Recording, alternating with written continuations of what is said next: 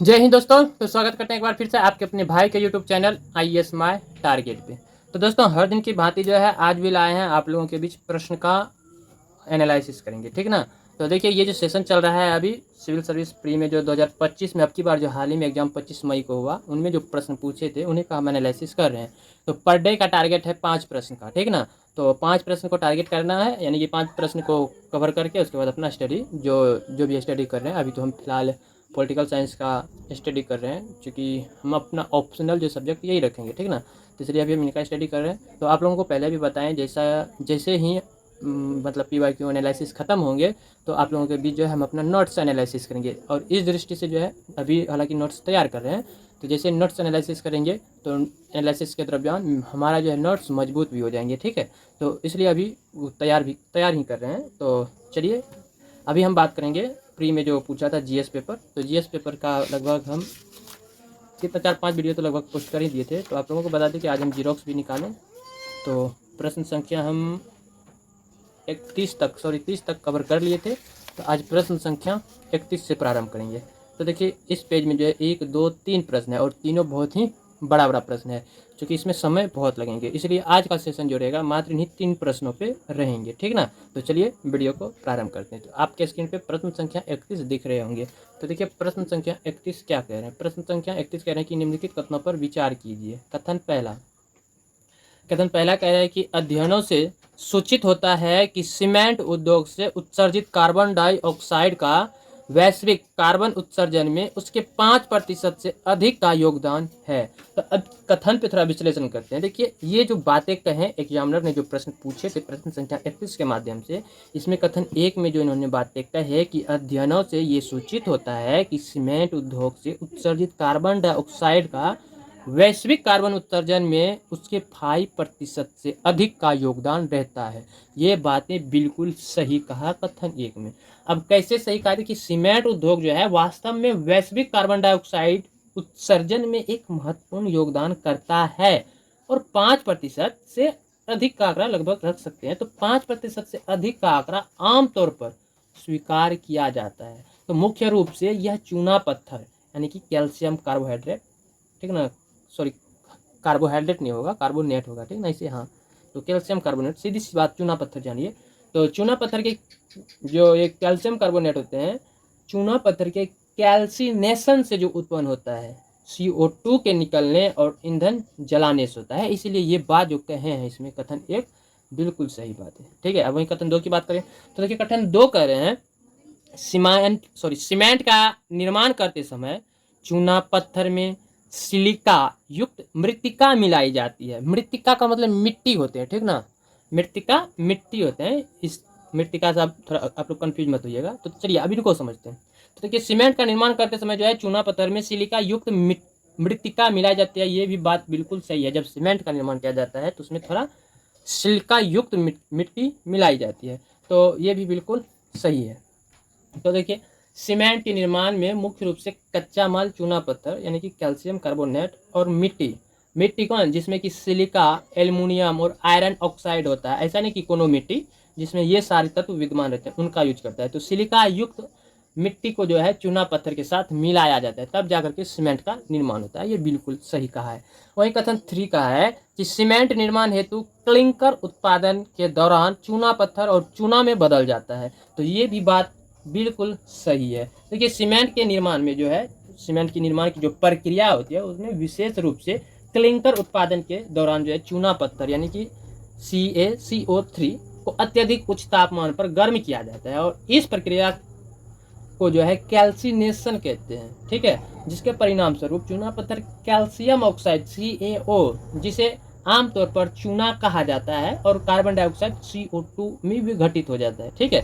तो इस तरह से कथन 3 भी सही है। अब यहाँ पे देखिए सब सीमेंट से निर्माण है, यानी कि एक दूसरे का व्याख्या भी कर रहे हैं, ठीक है। तो उपरोक्त कथनों के बारे में निम्नलिखित कथनों में से कौन सा एक सही है। तो देखिए कथन ए में करें कथन 2 और कथन 3 दोनों सही है, तथा वे दोनों कथन 1 की व्याख्या कर रहे हैं। 2 और 3 सही है, उसके बाद दोनों इनका व्याख्या कर रहे हैं। तो यहाँ पे देखिए ये दोनों इनका व्याख्या कर रहे हैं। ये गड़बड़ा जाएंगे ना, ये दोनों इनका व्याख्या नहीं कर रहे हैं। अब भी देखिए कथन 2 और कथन 3 दोनों सही है, किंतु उसमें से केवल एक कथन एक की व्याख्या करती है, ये बिल्कुल सही हो जाएगा, ठीक है ना। दोनों सही है लेकिन कथन एक जो है इनका व्याख्या करता है, इसलिए ये सही हो जाएंगे। ऑप्शन इनका बी मारते हैं, ठीक है। मेरे ख्याल से ऑप्शन बी ही होगा, बाकी आप लोग अपना ऑप्शन कौन सा होगा कमेंट बॉक्स में जरूर बताइएगा, ठीक है। तो मेरे ख्याल से यही होना चाहिए। बाकी चलिए अब प्रश्न संख्या 32 पे चलते हैं। देखिए प्रश्न संख्या 32 क्या कह रहे हैं। प्रश्न 32 कह रहे हैं कि निम्नलिखित कथनों पर जो है विचार करना है। कथन 1 2 3 दिया हुआ है, तो उपरोक्त कथनों के बारे में निम्नलिखित कथनों में से कौन सा एक सही है, तो इसमें से कौन सा एक सही है ये डिसाइड करना है। तो पहले कथन को जान लेते हैं अच्छे से। तो देखिए कथन 1 कह रहे हैं प्रश्न संख्या 32 का कि 28वें संयुक्त राष्ट्र जलवायु परिवर्तन सम्मेलन यानी कि शॉर्ट में COP28 में भारत ने जलवायु और स्वास्थ्य विषयक घोषणा पर हस्ताक्षर नहीं किया। बिल्कुल सही बात है, इन्होंने इस पे हस्ताक्षर नहीं किया था भारत ने। तो देखिए COP28 में जो है भारत ने जलवायु और स्वास्थ्य विषयक घोषणा पर हस्ताक्षर नहीं किया था। कई मीडिया रिपोर्ट और सरकारी बयानों से इनकी पुष्टि की गई है। तो भारत के अलावा अमेरिका भी इन प्रमुख देशों में से एक था जिसने इस घोषणा पर भी हस्ताक्षर नहीं किया था, ठीक है। तो इसलिए ये सही है। वहीं कथन 2 की बात करें, कथन 2 कह रहे हैं कि COP28 जलवायु और स्वास्थ्य विषयक घोषणा एक बाध्यकारी घोषणा है और इस पर ये भाई सब गलत हो जाएंगे, क्या कि बाध्यकारी नहीं थे, किसी पे ये बाध्य नहीं था। आगे पढ़ते हैं। और इस पर हस्ताक्षर कर देने पर स्वास्थ्य सेक्टर का विकार्बनन करना अधिदेशात्मक हो जाता है। तो ये बात गलत है यहाँ पे, ठीक ना। कथन 2 मेरे ख्याल से गलत है, पूरा 100% श्योर। क्योंकि देखिए COP28 की बात करें तो जलवायु और स्वास्थ्य घोषणा एक स्वेच्छा है, जिसका इच्छा है तो ठीक, नहीं तो कोई बात नहीं। तो स्वैच्छिक और गैर बाध्यकारी राजनीतिक घोषणा है। यह कोई कानूनी रूप से बाध्यकारी संघर्ष नहीं है। इसका मुख्य उद्देश्य जलवायु परिवर्तन और स्वास्थ्य पर कार्रवाई के लिए समर्थन जुटाना है, ना कि देशों पर कोई अध्यादेश थोपना। इस दृष्टि से देखिए ये गलत हो गया, ठीक ना। कथन तो गलत है। वहीं कथन 3 की बात करते हैं। तो देखिए कथन 3 क्या कह रहे हैं। तो कथन 3 कह रहे हैं कि यदि भारत के स्वास्थ्य सेक्टर का विकार्बनन किया जाए तो इसकी स्वास्थ्य देखभाल प्रणाली के लचीलेपन पर संकट आ सकता है। बात तो बिल्कुल गहरी है और बिल्कुल सही भी है। तो देखिए भारत ने जो है इस घोषणा पर हस्ताक्षर न करने के कारणों में से एक यह चिंता जताई थी कि स्वास्थ्य क्षेत्र में ग्रीन हाउस गैस उत्सर्जन को कम करना, विशेष रूप से जो है शीतलन के लिए देश के स्वास्थ्य देखभाल बुनियादी ढांचे के लिए कह सकते हैं व्यवहारिक या अल्पकालिक रूप से प्राप्त करने योग्य नहीं हो सकता है। तो भारत को डर था कि इस तरह के कड़े डिकार्बोनाइजेशन प्रयासों से देश की परिचालन क्षमता या लचीलापन पर असर पड़ सकता है, खास करके गर्म और कम सेवा वाले क्षेत्रों में दवाओं और टीकों को ठंडे भंडारण की आवश्यकता होती है। तो और इस क्षेत्र में जो है तेजी से डिकार्बोनाइजेशन स्वास्थ्य सेवाओं को बाधित कर सकता है, ठीक ना। तो इस दृष्टि से देखिए ये बिल्कुल सही बात है। अब यहाँ कथन पे बात करते हैं। देखिए ये कथन 2 और कथन 3 दोनों सही है। कथन 2 और 3 बिल्कुल, यहाँ पे कथन 2 गलत है, इसलिए कथन 2 गलत है तो ए भी गलत हो जाएंगे। बी कथन 2 और कथन 3 दोनों सही है। सॉरी यहाँ पे कथन 3 सही है बट कथन 2 गलत है, इसलिए ये भी कट हो जाएंगे। सी करें कथन 2 और कथन 3 में से केवल एक सही है। बिल्कुल बात तो सही है, 2 को कोनो एगो सही है, किंतु यहाँ ये डिसाइड नहीं किया है कि आपका प्रश्न 2 है या 3 ही सही है। तो यहाँ पे क्या है कि कथन 2 और कथन 3 में से केवल एक सही है तथा वह कथन 1 की व्याख्या करता है। बिल्कुल सही बात है, क्योंकि कथन 3 जो है सही है और ये कथन जो है इनका व्याख्या भी कर रहा है। जलवायु स्वास्थ्य से रिलेटेड यानी कि COP28 का बात कर रहे थे, तो ये बिल्कुल सही हो जाएंगे, ठीक है ना। तो जैसा कि आप लोगों ने यहाँ पे देखा अभी जो बताए, तो कथन 2 असत्य है जबकि कथन 3 जो है बिल्कुल सत्य है। और कथन 3 जो है ये स्वास्थ्य सेक्टर के विकार्बन से लचीलेपन पर संकट, यानी कह सकते हैं कि सीधे तौर पर इस पर बात की व्याख्या करता है कि भारत ने कथन 1 जो है में उल्लेखित घोषणा पर हस्ताक्षर क्यों नहीं किए, ठीक है, इसलिए। तो इस तरह से ऑप्शन सी इनका बिल्कुल सही जवाब हो जाएगा। क्लियर है।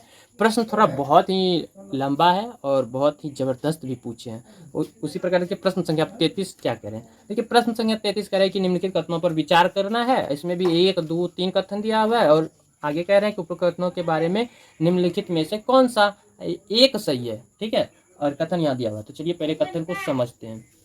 तो 33 का कथन 1, 33 का कथन एक कह रहे हैं कि वैज्ञानिक अध्ययन यह सुझाते हैं कि पृथ्वी के घूर्णन और अक्ष में परिवर्तन हो रहा है। वैज्ञानिक अध्ययन यह सुझाते हैं कि पृथ्वी के घूर्णन और अक्ष में परिवर्तन हो रहा है। बिल्कुल सही बात है, ये तो एकदम बता रहे हैं। अब देखिए सही कैसे है, तो इन पे बात करें तो पृथ्वी का घूर्णन जो है, इसकी धुरी यानी कि अक्षीय झुकावट दोनों ही समय के साथ बदलते रहते हैं।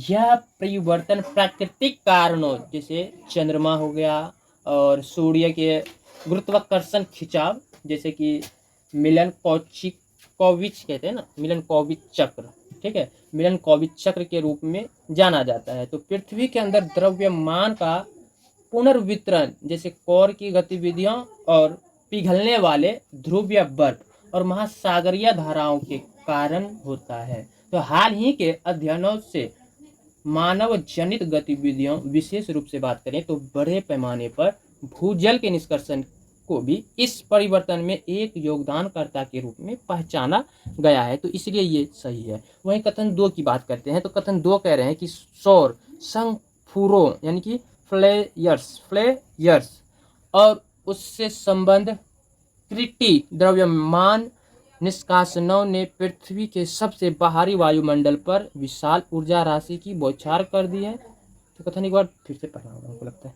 कथन 2, सौर संस्फुड़ों यानी कि फ्लेयर्स और उससे संबंध कृटि द्रव्यमान निष्कासनों ने पृथ्वी के सबसे बाहरी वायुमंडल पर विशाल ऊर्जा राशि की बौछार कर दी है। बिल्कुल सही बात है। देखिए सौर संस्फुरण यानी कि सोलर फ्लेयर्स की बात करें तो ये जो है कोरोनल मास इंजेक्शन और CME, ठीक ना। तो सूर्य से निकलने वाले अत्यधिक ऊर्जावान कणों और विकिरणों के तीव्र विस्फोट होते हैं। जब ये पृथ्वी की ओर आते हैं तो वे पृथ्वी के सबसे बाहरी वायुमंडल, विशेष रूप से आयन मंडल और मैग्नेटोस्फीयर के साथ जो है परस्पर क्रिया करते हैं, जिससे भूत चुंबकीय तूफान और अरोरा जैसी घटनाएं होती है।